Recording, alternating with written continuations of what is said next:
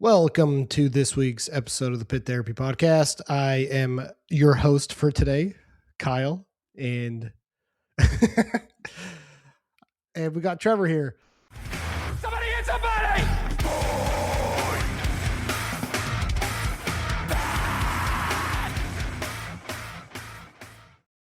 I feel like we got to find a better way to intro. We do. I don't know. Honestly, have no creativity. We just got to go into it. No one cares at this point. I know. So, anyways, I don't know when we're releasing this. I don't know if this is the last episode of 2025 or the first episode of 2026, but that's where we're at. I mean, it seems fitting though, right? Seems fitting for what we're doing today, talking about Thrice. This was the first episode that we ever recorded that didn't see the light of day. And it's now the last because I'm quitting after this. So. Oh, good news. Bye. No, I'm just kidding. All right. Yeah. So, I mean, we're not going to jump into it yet, but how you been, man? For sure. We're recording this like after Christmas and stuff, but before New Year's. So, yeah. Dude, Christmas was it was good. Got a couple sick kiddos. And then last night, my second child just started puking her guts out. So, it was 12. So she threw up around dinner and we're like, okay, she got it all out. She really didn't eat anything. It's 12:30 and I'm pretty much asleep.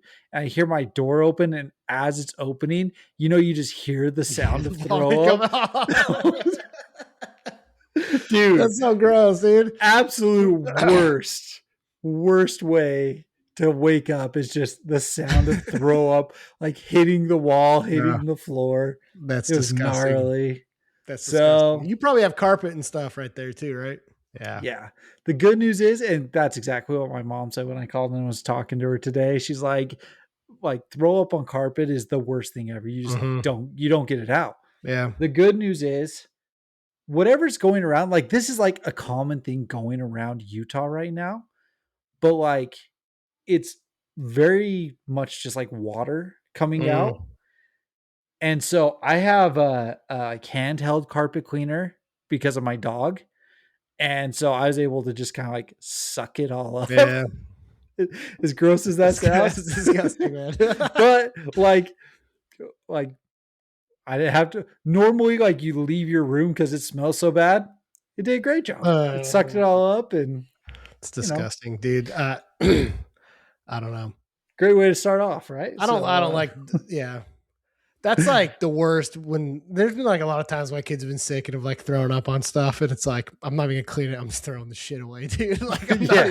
I'm not cleaning that. Can't cut my carpet out though at 12:30. I'm sure, but usually they the worst is, and look, dude, this is it's super gross getting into all this, but the worst is when they're really young and they start fevering and you've given them a bottle of milk or something, and it's the curdled. Don't even start. Don't even. The curdled cheese milk that's coming out. Yeah, dude. I've chucked out whole mattresses. I'm not. Yeah, it's not. No, she's old enough. It's not like that. So that's good, dude. She purged her stomach earlier, so it really was just water. Yeah. So. I had food poisoning, 2 weeks ago. Yeah, and messed me up, dude. I was throwing up, and look, man, when I throw up, it sounds like a freaking pig getting committing seppuku, just gut wrenching. It's bad, dude. Both my kids ran in. They're like, "Do we need to call the ambulance? Are you okay?" And I'm just screaming. Sometimes I throw up so hard that the blood vessels around my eyes pop, and gross. It looked like freaking season 4 of Stranger Things, Gross. Which, by the way, season 5 is only meh. I haven't started it yet. We just finished season 4. So. Oh, did you? Yeah. Why did you take 5 years to watch season 4? I don't know. We've been watching a bunch. I'm even surprised we went back and watched it because we've been watching Pluribus on Apple TV. Pluribus, dude, it's so fetching good. It's so good. Pluribus. Did you ever watch Severance? No. I don't have Apple TV. That's the one. Dude, there's too many streaming services. I know. I haven't paid for Apple TV, so I've never watched Ted Lasso, never watched Severance, There was another one that was super popular on there that Like I didn't Shrinking's on watch. there. It's super good. Yeah. Well, so what Anyways. we do, like, I agree, man. Like streaming's stupid. But what we do is like we'll cycle through. Yeah. Like we'll do like Netflix 1 month and then like HBO 1 month and then like whatever, Yeah. And that's why we got on Netflix and watched Stranger Things, because it was Netflix's turn. But I think we had Apple TV with like our phone service or something. I don't know. But I'm pretty sure we actually have it, and I just haven't signed up for it because I'm just sick of signing up for things. I know, but dude, there's like seriously some of the best TVs on Apple TV. I'm not even joking. That's what I've heard, and I need to.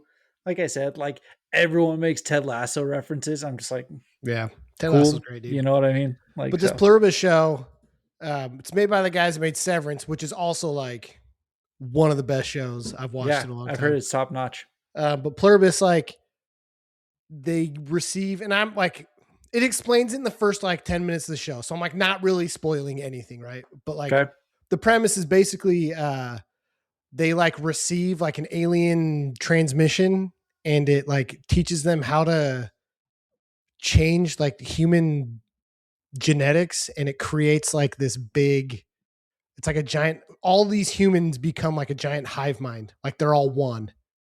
And they have like no personality. They're all just like one uniform body now. This is like the announcement that Apple TV and Netflix are combining, and Stranger Things finale is Pluribus's intro. Yeah. But there's like 11 people that it doesn't affect. Okay. And so it's just, dude, it's so bizarre and weird and creepy, and I don't know. It's really good. Like it's really, really freaking good. So, well, if I ever get around to watching anything that I haven't watched 12 times before, I'll let you know. Because that's my go-to. Is basically, I know we just cycle through previous shows and we sit there and we can basically just recite every episode. Yeah. Like it's kind of pathetic, but well, they did like some study where it was like people with anxiety or whatever always fall back on familiar shows and stuff. And like mine's Psych, dude. Like I'm watching Psych. We're doing that right now. Actually, we're season 5 right now. So, nice. Yeah. I literally am like always watching Psych. I'm always watching Psych, or I'm watching the Grand Tour or Top Gear, whichever. Oh one. Yeah. So. Yeah, I gotcha. No, I mean, I totally get it. And it's the same with music, right? Like if we want to bring this back to the podcast, is you tend to cycle back through to music to a time when you were less anxious, like high school and stuff like that. And so that's why we have nostalgia for all those things, which is really interesting that we were able to do this podcast and listen to new stuff and actually find that there's a ton of stuff I would rather listen to than a bunch of that old high school stuff. You know, like it is interesting. So I need to do that with TV too at some point and just like start watching something else. But it's also hard just because like, again, me and my wife tend to not enjoy the same shows. And so it's like my wife hates Psych. Hates it like so much. She hates it so much. And I'm just like, how do you like me then? Because it's like the definition of my humor is Sean Spencer. Like, I mean, like, I think you just answered your question that your wife doesn't like you. That's right. My wife probably hates you. So, but yeah, no, I'm trying to think. Like, we started Fallout season 2 just came on Prime. And so I was like, you know what? I'll watch Fallout. Like, I'll see what that's about. So I turned on the first episode. It was fine. Got pretty graphic, pretty gory. So my wife was like, I don't know if I like this. And then the second episode, they go into like this bear cave, like this radiated bear. And the dude says the F word like 40 times in like 10 minutes. And my wife is like, if he says it again, we're done it right then. He's like, fuck. So that's great. Like we dropped it, but we made it through about an episode and a half. So I don't know. It's fine. The other show that I was thinking of that was on Apple was that Jason Momoa where they're like blind. Oh, I haven't seen that one. Yeah. That's the one that like I was super interested in watching that and then just never got to it. I think it started off super strong and then I didn't really hear anything about it. So I don't know how good it really is. Slow Horses on Apple TV is like top freaking notch too. Good stuff, man. Like there's good stuff. You gotta give it a try. Give it a try. I will at some point. We'll see. So What about new music, dude? I don't know. I feel like obviously like a lot of bands and stuff are chilling for the holidays, and Yeah.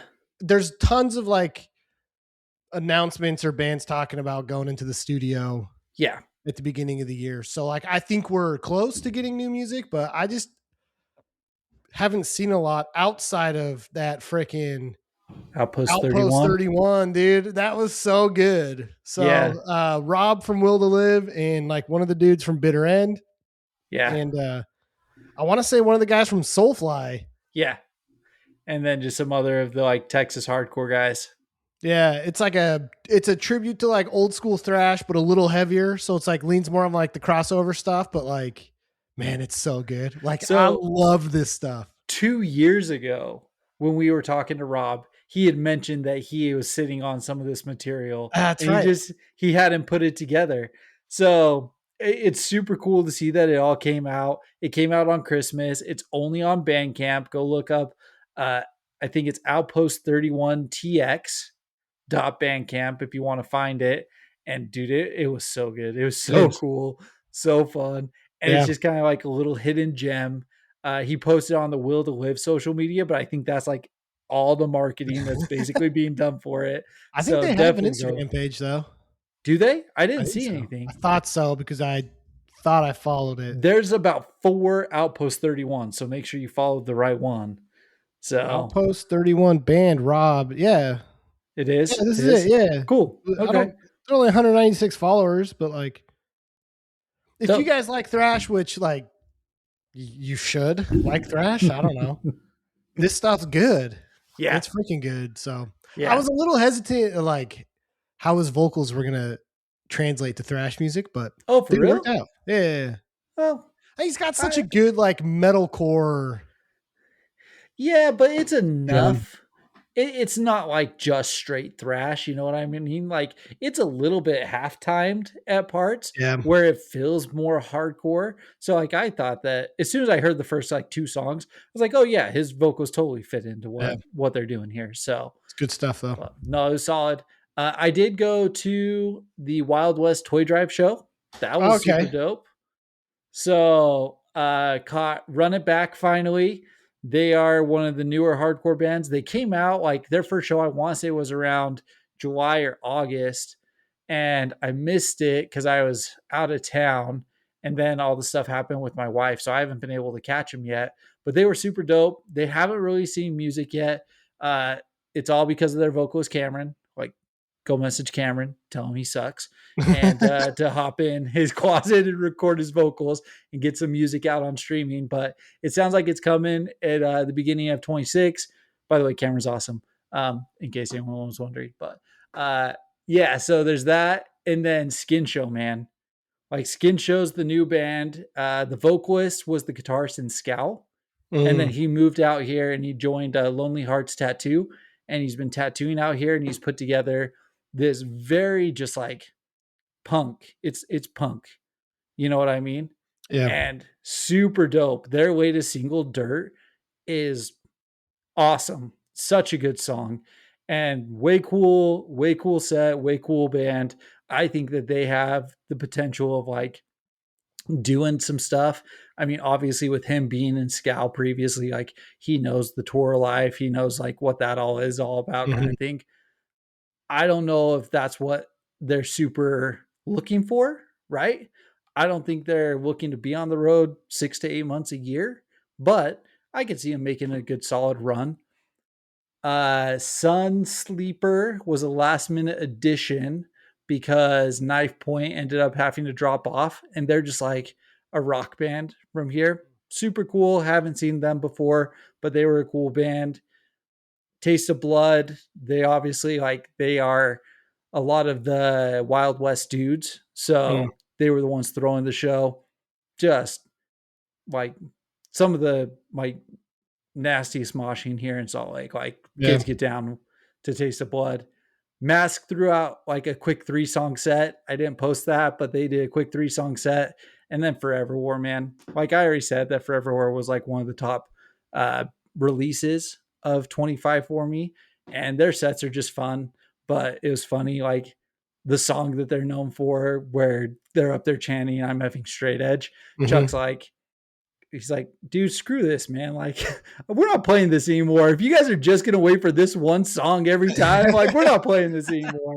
And then they ended it with that. But it was cool because seriously, like their first couple of shows, that was the point where everyone was like piling on, waiting for that part. This time there was a ton of sing along, a lot of people, and they have a lot of cool parts where it's like actually like jumpy, like Mm, you like jump up and down, yeah. and you don't get that a ton with like hardcore bands and stuff like that. So it is something that like I noticed when I was watching them this time. I'm like, oh, they do have some like unique stuff happening that is a little bit different than what other bands are doing. And I mean, they're still just nasty. You know what I mean? Like they have solid breakdowns, sick riffs. Like it's so cool. But all in all, awesome turnout. It was at a place called like One Love Coffee. I probably look like a wuss standing in the back, but like my shoulder's still like bad. And some kid came and jumped off a table and landed on me, jacked up my shoulder again. Like I've got to stop standing so close. But yeah, it's a good I think time. It was fun being back. was. No, I'm just kidding. No, for It's real though. it's that time though, dude. Like it's that time to stand in the back, you know? Dude, I was in the back against the wall, and some kid like jumped into the wall to like suplex me against the wall. It was like WWE style, off the table, nowhere to go except for me. Like You should have just ducked, man. You should have like combat roll out of the way, a little slam straight into up, the wall. I dropped and I took a knee to the shoulder is what hit me, man. Like it was, yeah. That's Anyways, my good times. like reckless, man. Kids will freaking throw themselves into the wall for freaking a TikTok clip these days. Yeah. So If you have that clip, please send it. I We want to wish see it. there was We no wanna one see it. behind me, no one behind me to get the Anyone? clip. So Anyone got that clip? Send it. We want to post it on the by channel. the way, I was flipping through just like some again flyover keeps popping up, and I finally found the clip of contention of people just throwing Dude. me off Yeah. straight to my forehead. So it doesn't look as bad as I thought it would because dude, I still hurt from that thing, man. My wrist is still jacked up. Yeah. Oh, look at you, man. Usually it's me that's hurt. Look at you. Yeah. Glad it's you. I'm glad it's you, you know? Thanks, man. I appreciate that. I don't want it to be me. I'm glad it's you. All right. So, with that being said, let's talk about some music because I think we have a lot to talk about with this band. Now, to give people some history, this was technically the first band that we ever chose to talk about with the Pit Therapy podcast. We, in a smart decision, decided not to release it because it sucked. This still sucks, but this sucks less. But I'm really glad we're talking about it because I have said over and over again that Thrice is like my favorite band. So Yeah. I'm really glad to talk about them. I listen to these guys more than I should, you know? Yeah. All their albums too, not just what people deem the good stuff. It's all good. I listen to all of it and they don't miss, dude. They don't miss. I mean, like, listen, like, I know you just touched on it, but it is kind of funny because after that, our first episode we dropped is Scary Kids, then Set Your Goals, then Title Fight, then Dead and Divine, and then Misery Signals, right? Like, it took like 5 episodes before it felt like what we got into the groove of. Yeah. I feel like. So I think it's the right call that we held off on this. So I'm excited for this because obviously Thrice is one of those bands that everyone our age has history with. If Yeah. Thrice Artist in the Ambulance wasn't your MySpace song at one point in time, did you actually have a MySpace? Like, And if it probably not. wasn't Artist in the Ambulance, it was Deadbolt. Deadbolt, You know what I mean? right? Yeah. If you were hardcore, it was Paper Tigers, like Or you know, Phoenix Ignition or Phoenix Ignition, like, yeah. If you're like our friend Charlie that like Need went a down deep to gut. preppy route or whatever, like not to like dig at him, but just saying like it's probably beggars. You know what I mean? MySpace wasn't real. Like I it's know, gotta but be like I'm just before saying like that. But this yeah, idea yeah, of like, you know what I mean? And that's what has kept me with Thrice for so long, because we've talked over and over again about bands that like had this amazing discography at the beginning of their career, were hugely influential to us, make a decision to change their sound, and in our opinion completely flame out and become something that they're not, right? Like you look at bands like Fit for a King or Parkway Drive that we've talked about, and it's like, man, this isn't the same band, like this isn't dude. what I grew up with. But like I listen to Thrice, even their last album Horizons West, and it's like, this is still Thrice to me. Like it's still Thrice. Like they still can do it. I think like the best example that I can give of a band who I feel like did it wrong versus Thrice who I feel like did it right is Rise Against. Okay. Rise Against to me is that band who tried to do this and ended up just getting caught in the radio money, which there is no money in radio anymore, right? Yeah. But in just mainstream media Yeah. money, right? Because I went back and I was listening to Rise Against last night. Those first 3 albums, dude, They're good. some of the best. Yeah. I love early Rise Against. It is incredible. It's fast, it's aggressive, it's heavy, it's very bass driven, which I love, which Thrice has a lot of very bass Mhm. driven stuff. And then you get to what is that? The last okay album that Rise Against had was The Sufferer and the Witness. And then you get A Pill to Reason. And it's just like the song is like Savior or something like that, that just everyone gushed over. I thought it was so stupid. And then you got to Endgame, that's just straight. It's a radio Yeah. album. You know Yeah. what I mean? And like, I hope that we say this all the time. I hope they like what they're playing. You know what I mean? Sure. I know Thrice likes what they're playing. I Yeah. don't know if Rise Against likes what they're playing. Right. So, and Well, again, you go to a Thrice show. Sorry, last thing I'll say. yeah. You go to a Thrice show and you get songs off of those early albums. Mhm. You're not going to Rise Against and you're not hearing stuff off of Revolutions Per Minute. You're not hearing Halfway There, Like the Angel, the stuff that Right. we all love that got us into that band. You're not. You're Yeah. getting Well, it's whatever crap they put out. it's interesting you say that too, because like I think about AFI. I may not like AFI's new stuff, but you can't argue that it's not good, right? Like it's good. The music that they're making is good, even though I might not be like what I prefer. Like their last album is being like acclaimed by a lot of people as being a very, very well written, good album. What bothers me about AFI and where I think Thrice to me still is like holds this special place for me is like what you said, that they still play their older songs. My brother just saw them in Salt Lake, like, was it last month? I think they came through. Yeah, something like that.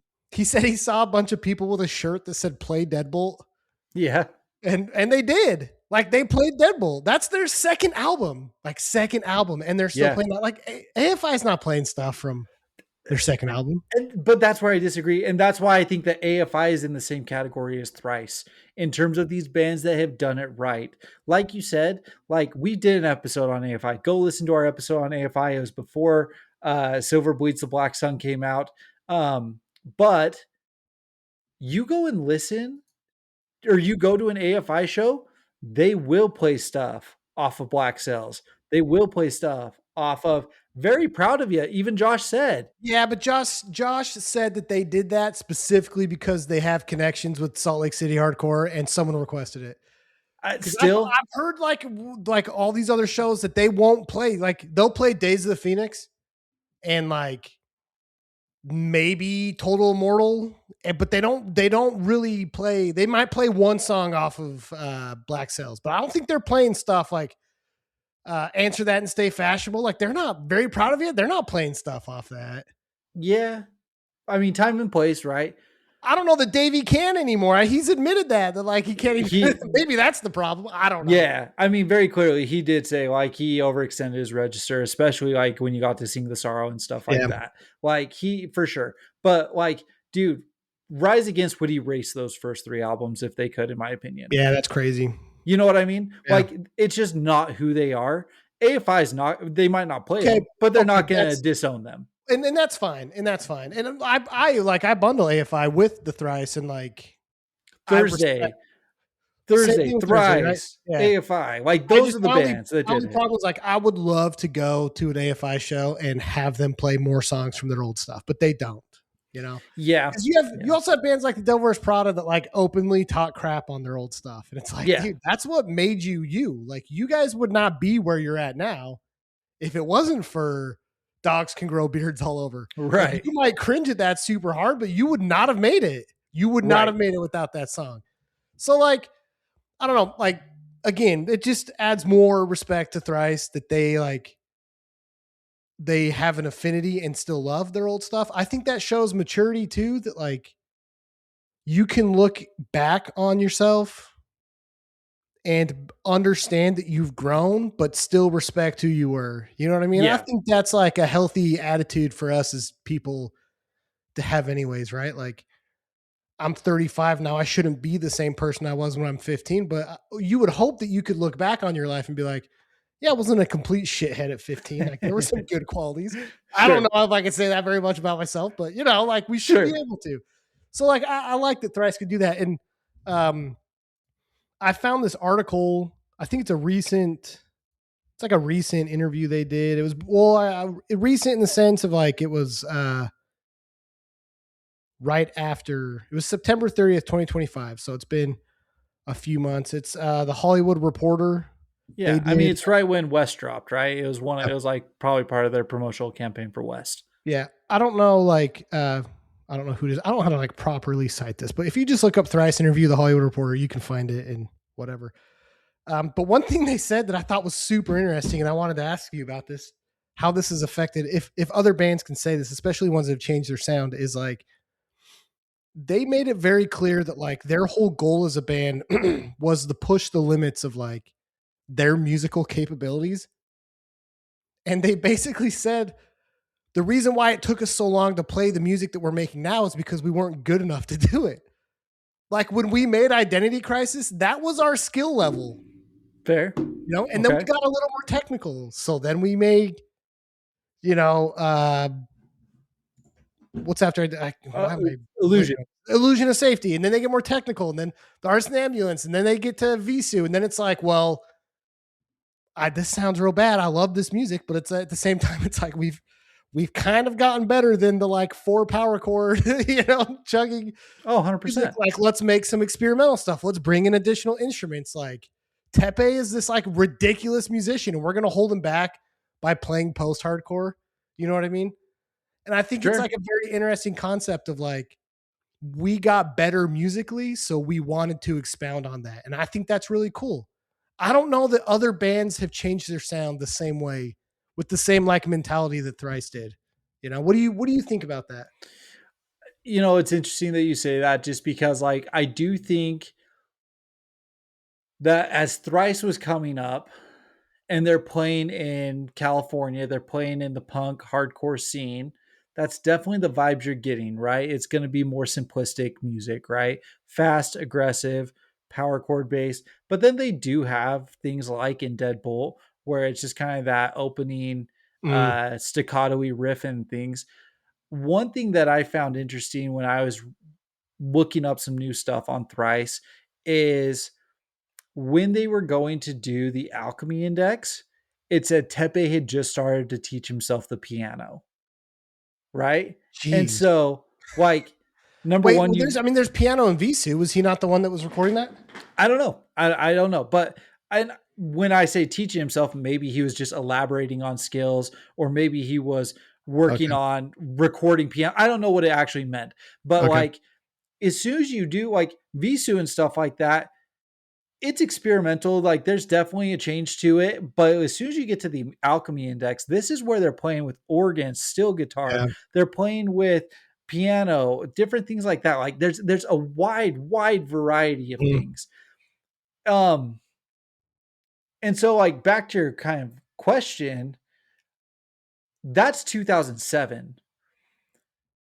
By this time, Visu's out. So a lot of these bands that we're talking about or we're thinking about, they were probably already more proficient at their instruments to begin with, just Mm. because in general the music genre had started to expand Yeah. and kind of grown already. I mean, how many metalcore bands like came out and already had a developed like guitarist who could just Sure. do whatever they wanted and things like that. Like I think that just you look at today, kids who are like I 14, know. 15 years Crazy. old, it's insane what they can put out. So I just think it's the natural progression. I think that a lot of that has to do with technology. A lot of it has to do with accessibility, learning how these guys are making those sounds, making those instrument or those riffs, those chords, learning how they play their songs versus when you're in 2001, what do you have? Shitty dial up that you're trying to watch a video and being like, what chord is he hitting right there? Yeah. Or you're going to a local show. And if you're a Tepe, you're sitting on the side of the stage and being like, dude, that's super sick. I wonder if I could replicate that. But you can't think back on it or look back on it. Like it's just a different time. So I just think that it's a lot due to the evolution of technology, to be honest, that people are just way more proficient and can immediately put out a So crazy album. do you think that the access to like technology that's made these people more proficient though at the same time has also killed the creativity of it? Because I just like this, I just thought of that question, right? Because and the reason why is because you said like somebody like Tepe going to a concert, standing on the side, watching. I mean, he's probably not watching Agnostic Front thinking, how am I going to add some melodic jazz blues riffs that he does in some, you know what I mean? Like he might be, I Yeah. don't know. He's probably not. He's probably going to like these different bands and then like, but then you go home and you, like you said, I got to remember this and I'm thinking about it and I'm trying these new things. And then all of a sudden I have this like mind exploding revelation about how to do this cool thing with a guitar. And then that's how you get Artists in the Ambulance. That's how you get Visu. I don't see, maybe that's part of the like loss of creativity in some of these bands that we hear today, that it's just like they're not sitting at home with a guitar just dicking around with one for like 6 hours because we have nothing else to do. There's no brain rot at that time. And the thing is, I think that's one of the more interesting comments you just made, because if you Nice. keep reading that article, I think it's the song Albatross off the new album. They said like, hey, we came in, we had the bass line figured out, but the rest of the lead lines, the melody, all of that stuff was jamming. Yeah. I think jamming's a little bit of a lost art. I think that that's maybe what's probably more lost than anything, That's a good point. because it's so easy to record yourself, put it in a file and just shoot it off kind of thing. And then the next person takes it and writes whatever, and then Mhm. they send it back and they're like, oh, that's cool. I guess we'll go with that. Instead of being like, dude, that part wasn't cool, but if you go up an octave right there, maybe that's where we could do it. Yeah. And then I'll come down and I'll do this part. And now we have these clashing lead lines that just work together. Yeah. Like, I think that maybe jamming is what the lost art is, as Well, opposed they talk about some of the ways that they recorded some of the things on Alchemy Index. Like they had buried a mic, right? Yeah. Like in a box or whatever. And it's like, dude, like if I'm a 15-year-old kid and there's no access to the internet at this time and I'm trying to think about music, like that's the dumb shit that you're thinking of. yeah. You know what I mean? Like that's the random crap that you're thinking of, but that's what makes this music so special. Like you look at what's funny is like I found this Reddit post where somebody was asking what are like cool Thrice facts, just like random things that they've done. And I'm like reading through this, like the amount of creativity that these guys have is like off the charts. And like, you're not getting that today. Cause I don't think people are sitting around, like you're saying, just thinking like, dude, what if we bury a mic? Yeah. What if we, they were saying that like one of I don't know if it was the piano or the drums, I can't remember, but they recorded it and then they played it through headphones and stuck a mic in the middle of the headphones and re-recorded it. And that's how they got the like muffled kind of staticky sound. It's like kids aren't doing that anymore. They're plugging into a $2,000 computer and are programming drums. You know what I mean? Or they're looking for the add-on of the buried mic. You know what I Right. mean? Yeah.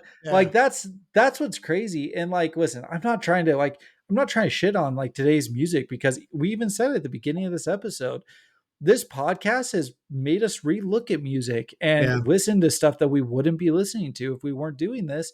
And there's so much good stuff coming out, so much cool stuff. Maybe it's just like, maybe we're not looking for it in the right places. Maybe we don't listen to enough stuff that's like Thrice. But I Yeah. also, again, don't know how many people are doing Thrice. Yeah. But it also says something. I mean, we talk about these bands all the time. Like Identity Crisis is 2001. I think they had an EP that was 99. 99. They just released an album in 2025. Yeah. Like that's 20 plus years of making music. Like you don't have that longevity if you don't have this creativity. And you know, Thrice is obviously like on the pedestal for this stuff, right? Like, I mean, obviously it's super hard to get to a point to even just write an album. Yeah. So like you said, we're not talking crap on like all these bands, because it's like, who am I to say that? I can't play music. Right. I've never written music. You know, I'm not better than these guys that are making a 5-song EP and then never making music again. That's more than I've ever done. Yeah. But to throw respect to a band that's been doing this for over 20 years and that has such distinction in all these albums, like there's something to be said about it. And there's something to like almost study it, because like there's not a lot of other bands that I can think of that have done, was this 1, 2, 3, 4, 5, 6, They're on 7, like 8, 12 9, something. 10, 11, 12 albums. Yeah, something They're like that. very different, but such good quality. Like that, it's insane. Like it's insane, you know? Agreed. Absolutely agree. I mean, we're 40 minutes into this and we haven't actually talked about an album yet. So, I mean, it's fine. Cause I think this stuff's interesting, you know? And again, like, I agree. If you're listening to us and you've never listened to Thrice, then like, I don't know how you found us. My biggest thing that I hope people get out of this episode is, like I said before, like people need to give Palms, Horizons East, Horizons West, you know, To Be Everywhere is to Be Nowhere. They need to give, like Beggars, they need to give these albums a chance, because I'll be the first one to admit that like when Beggars came out, dude, I talked so much crap on it. I was like, ugh, this is terrible. This is a Thrice. Now I like go back and listen to it. And I'm like The Weight, Circles is such a good song. Like it's just, I like what I want people to get out of this is to like appreciate all the stuff that Thrice has done, even the things that like you didn't really ever think you should have given a chance to. Well, and here is the interesting thing is, if you do hop on Reddit and you go Thrice's albums ranked, very, very few people actually have The Artist in the Ambulance even in their top 3. Oh, really? Yeah, very few, which caught me really by surprise.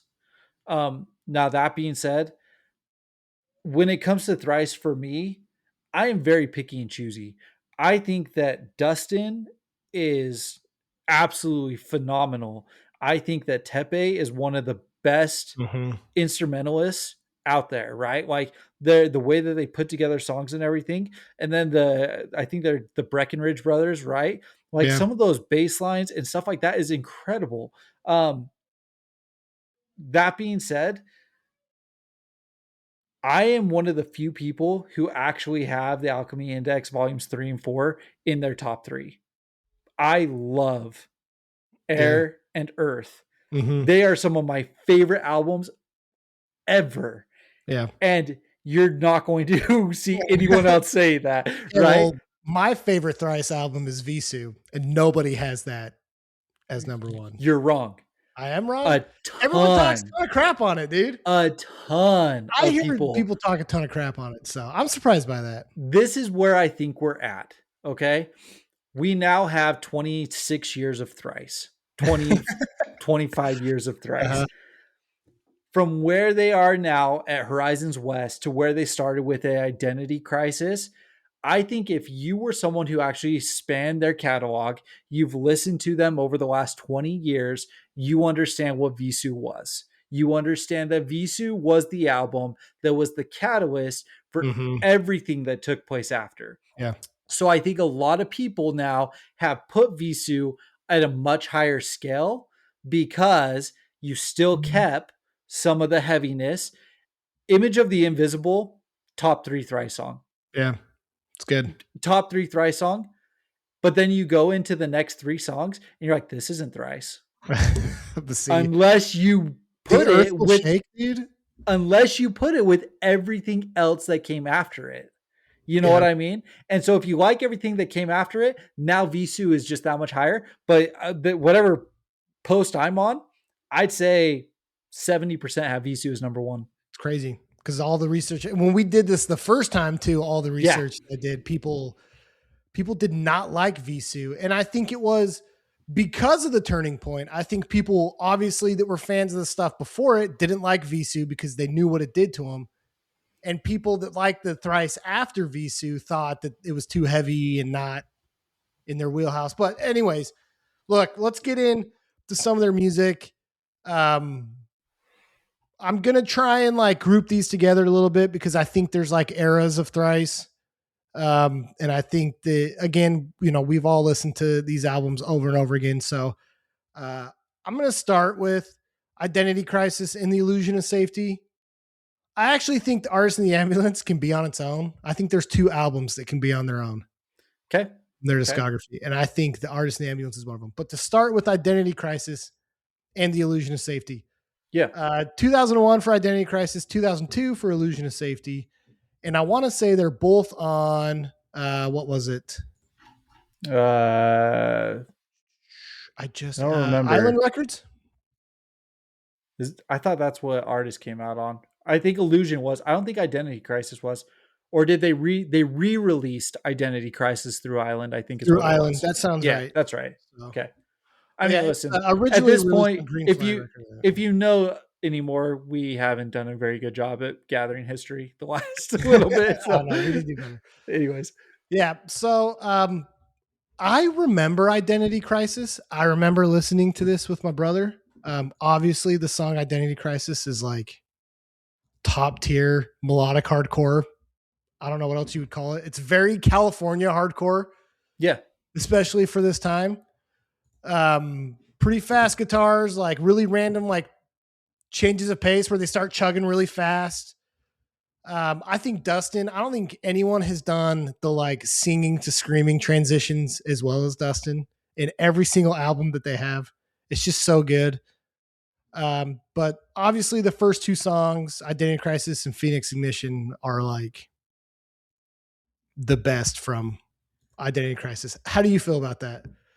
I agree with that, but how do you actually feel about Phoenix Ignition? Like starting out with like that acoustic intro and stuff like that. Like, you're a big fan of that? I like it. I'm fine with it. I also have very fond memories of listening to this when I'm like 10 years old. So yeah, I thought that was super cool, and I still think it's super cool. So. Fair. I mean, it's very Boy Sets Fire, right? There's a lot of Boy Sets Fire that does a lot of that. It's cool, but like that, I feel like to be in 2000 or 2001, whenever they first recorded this, and then to see Dustin put out like a folk acoustic guitar record, like how much like foreshadowing was like the 2000 Identity Crisis album, Phoenix Ignition, to number 1, like the albums that they put out with, again, Air and Earth, but then like his solo stuff. If you want to take it to like the current, what's his latest album? Desert something. Oh yeah, it's like a country like Western country. Yeah. If you don't do a song like that, do you think like you like wouldn't get that? Probably. Like, so they already had a decent breadth of like background, even if this is pretty much a straight punk hardcore California hardcore type of Yeah. album. Like, it's kind of cool. It is cool. Yeah, it's cool to think about that. I mean, I don't know. I mean, look, this album is just what it is. Like, it's just fast, not like heavy in the way we think of heavy nowadays, but like in 19 or 2001, it's heavy. It would have Yeah. been cool to go to shows like this, because I bet you people were stage diving and moshing and having fun. Like, they're probably a blast. I do think there's quite a bit of a step up going into the Illusion of Safety. Yeah. Like there's some additional maturity that comes out. Deadbolt might be one of the greatest Thrice songs ever written. Dude, and how much has that been ripped off? Right? Like, I'm sure that riff came from somewhere else, but this is the first time that I remember it. Yeah. And the one that we went to that we talked about the first time we recorded this episode was that vampire band Aiden, The Last Sunrise. Yeah. Like, that is Deadbolt. It's just a rip off of Deadbolt. It is a straight rip off of Deadbolt. It is the exact same staccato-y intro. It's the same fast chorus and everything like that. Like, it is almost identical. Yeah. And I don't know if I realized that at the time, right? But it's absolutely incredible. It's such a good song. It's impressive to like step up from a year. I think production quality obviously is a lot better. I'm sure I don't know. Identity Crisis had to have been received pretty well for them to pump out another album like this so quick. And they obviously got more attention to it. To start out with Kill Me Quickly, I love how heavy it is, dude. Yeah. I remember listening to this as a kid too and being like, oh, this like instantly is getting me going, When I went back and listened to this stuff, like especially when we did this a couple years ago, I forgot how much I actually like really love this album. Yeah. The like chorus and like Subtle Dagger, the chorus in Years to Come, where it's talking. I remember being a kid and being like, I'm gonna wash my hands in blood or whatever. And being just like, what the heck is he talking about? This is so freaking weird. But like I could close my eyes and listen to this album and like I can put myself back in like my beanbag chair in my basement at like 11 years old, 12 years old, listening to this. It's crazy. It's crazy what this album can do. Right. And this is like a little bit before I was getting into things. So I actually had to go back to the Illusion of Safety. Like, The Artist in the Ambulance is definitely my intro into Thrice. But going back to this, I don't know. I actually might have this album a little bit higher than The Artist in the Ambulance. Like, The Artist in the Ambulance definitely has the more memorable, obviously, songs.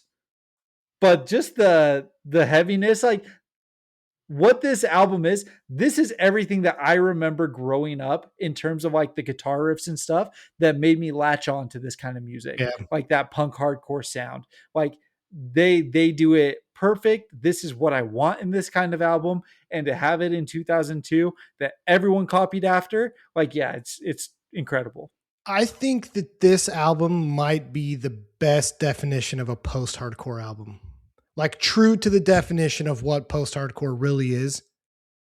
You think? Because you can 100% hear like the traditional hardcore punk influence in it.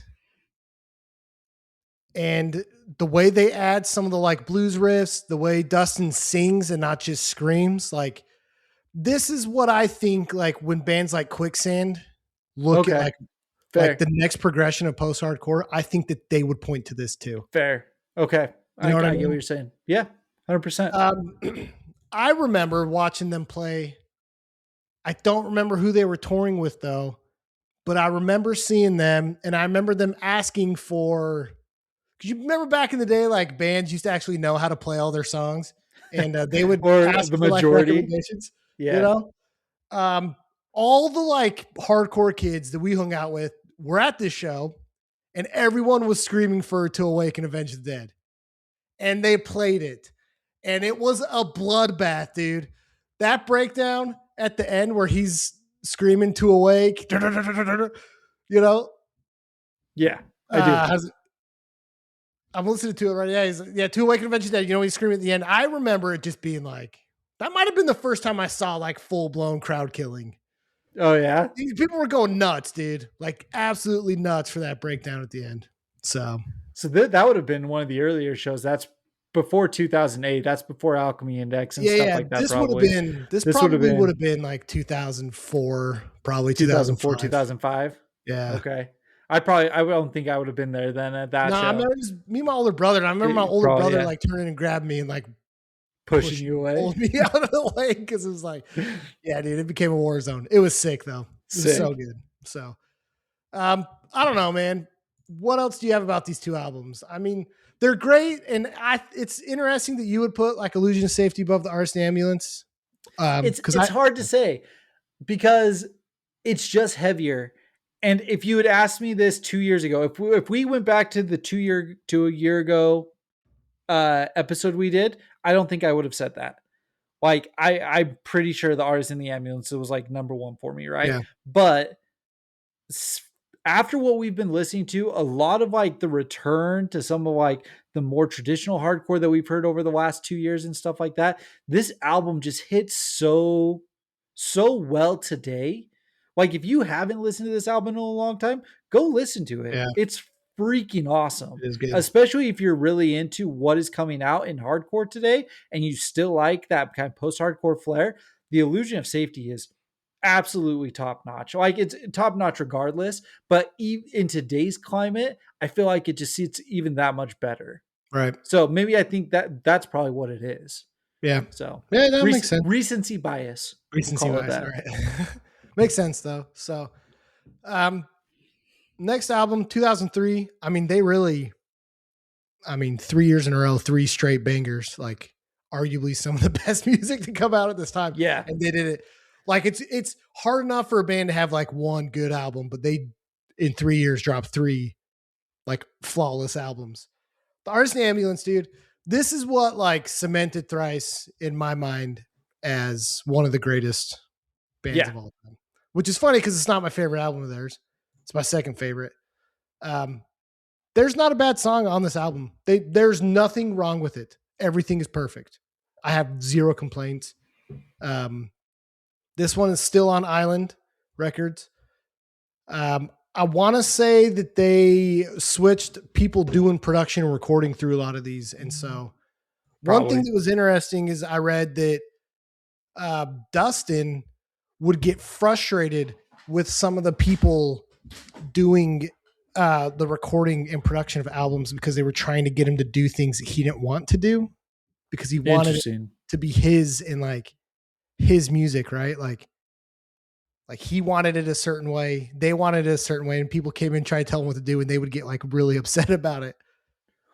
I think that happened on Visu because because they ended up doing a buyout with whoever produced Visu, and they released Alchemy Indexes on Vagrant, but they did all of the stuff themselves without a label and then took it to labels to put out. So I think that was on Visu that all that took place. I'm sure a lot of it probably started to take place on the Artist in the Ambulance because you go from Identity Crisis, you have another phenomenal album in The Illusion of Safety, and the Artist in the Ambulance. I hear a lot of people actually putting the Artist in the Ambulance lower on their list because they say this is the most radio friendly, this is the most poppy, if you want to call it poppy, or the most accessible at the time, because you go from Identity Crisis to Illusion that are heavy, they're aggressive, to something that is on every girl's MySpace page. Yeah.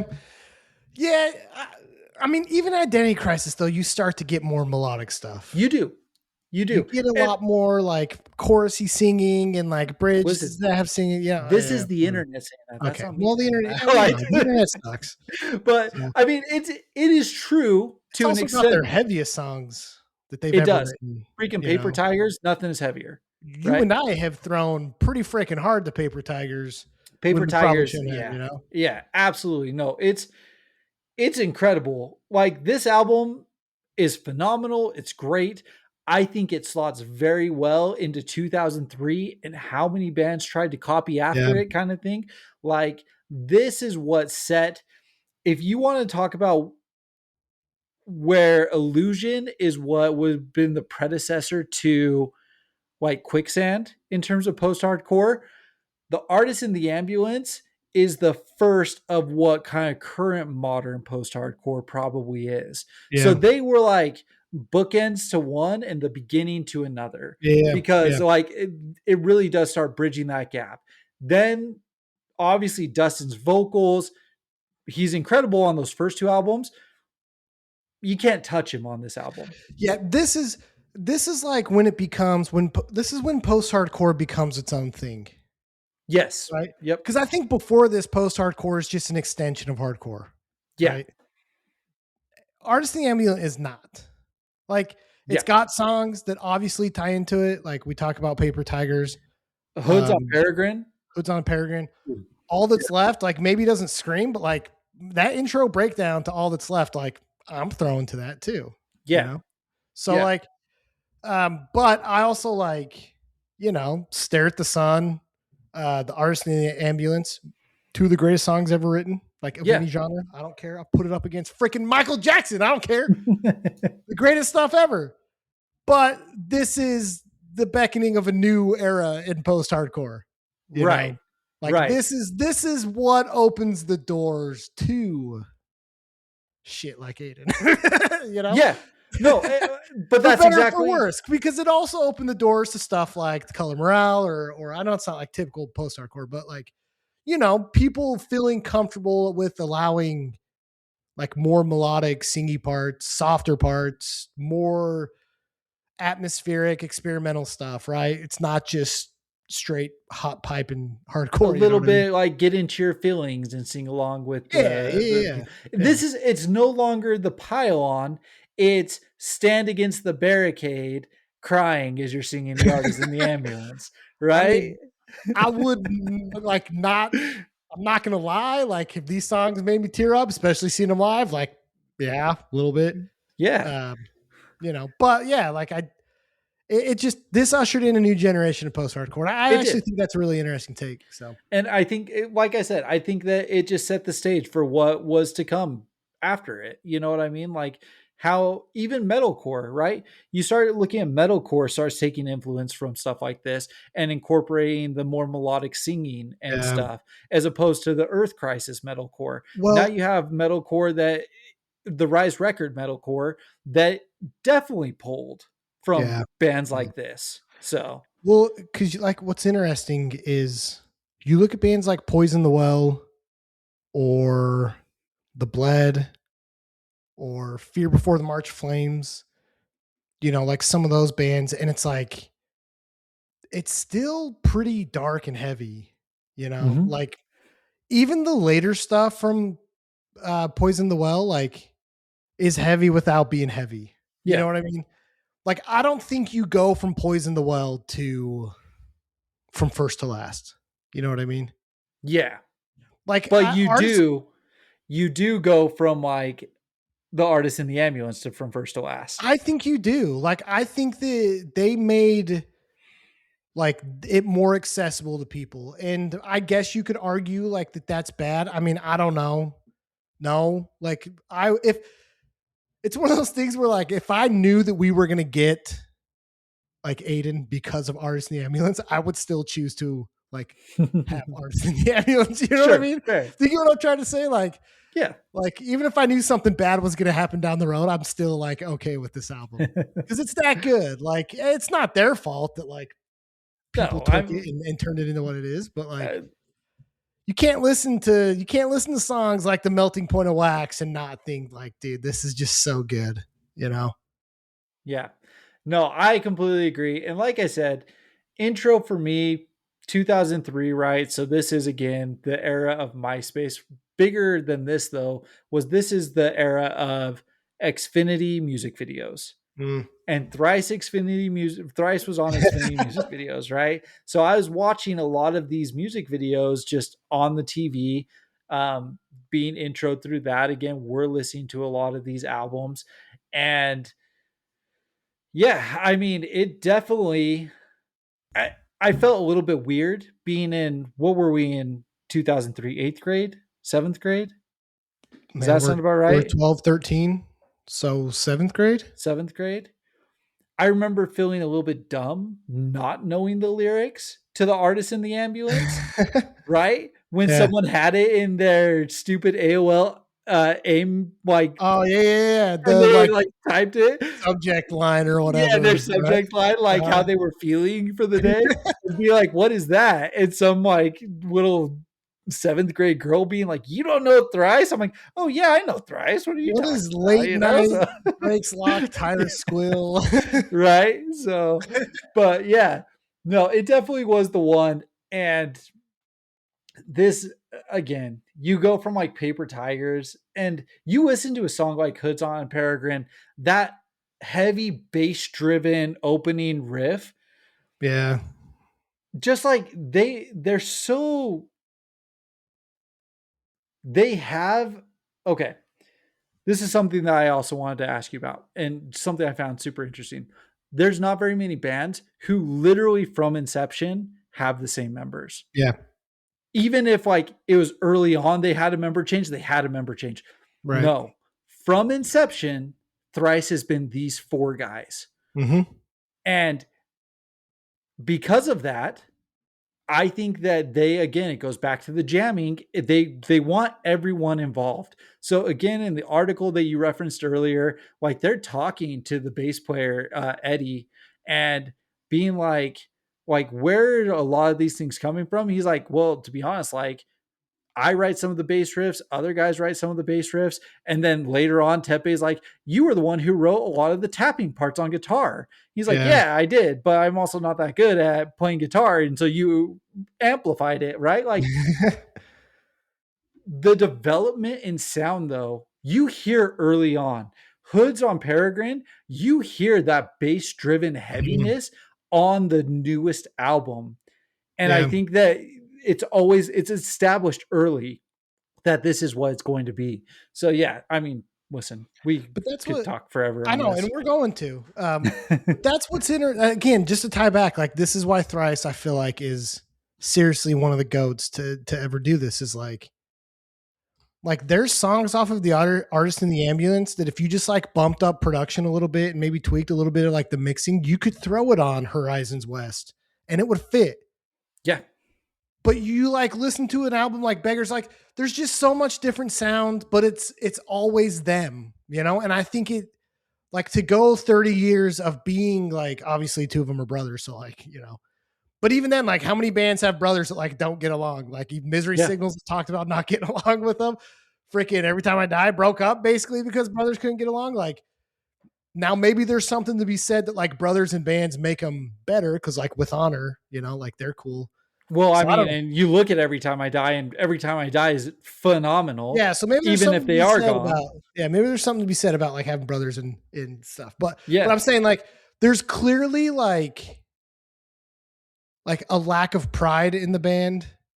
There's like a love for like the brotherhood in the band Yeah. and like They're humble. they're There's humble and humility. they just want to make like and I think it comes back to this idea of like we just want to grow musically and play what's going to stretch us. And I think if you all have like that same goal, it's really easy to be like, hey man, like I know you're good at with this stuff, like help me write this part. Like, hey, like I know I'm just the bass player, but what about this? And it's like, yeah, they all write stuff. And I like Yeah. It doesn't matter. that's how you Yeah. last 30 years, you know?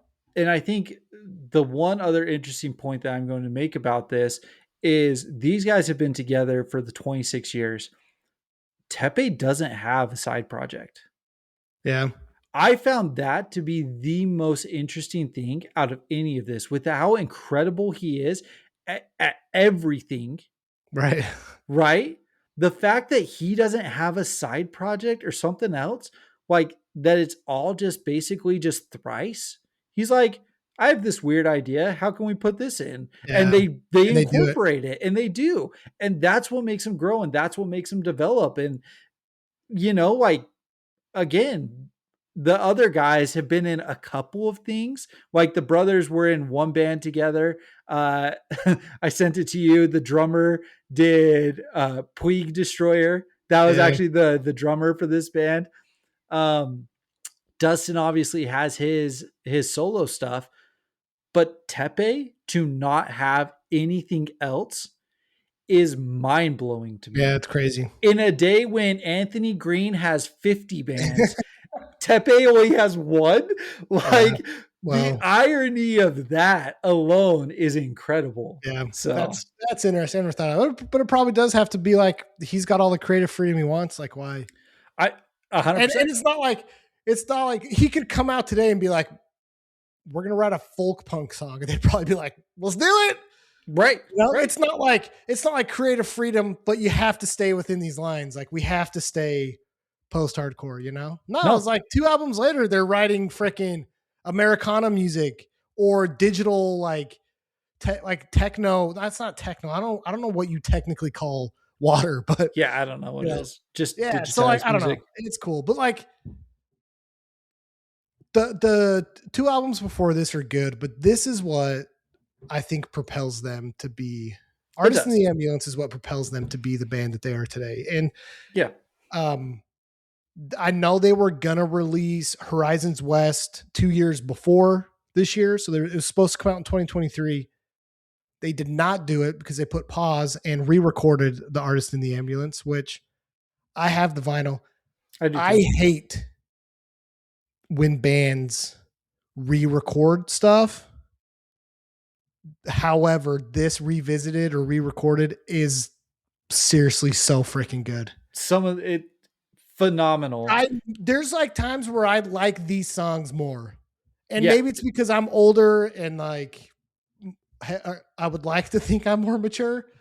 It's debatable on who you ask, but there's like an additional level of maturity to these songs, and I like that they don't shy away from the songs. Like they pretty much play them the same way they did. It's just they're like you can tell they've grown up, Yeah. and a grown up take on these songs is like it was incredible, dude. I listen to this vinyl with my kids literally like once a month. It is Yeah. so good. Like it's so good. It's just a little tighter, which I Yeah. know we've said in the past, like we actually prefer it to be a little bit more raw, but these songs just tightened up just like that much more. It makes them shine. Like it really does. Yeah. It's funny. Like there's like moments where I prefer the original recordings, and then there's moments where I prefer the Yeah. revisit. Like, I don't know. I've never experienced that because most of the time I hate when bands do this, but all right. Yeah. We still have a lot of music to talk about, and we're running long on this. So That's all good.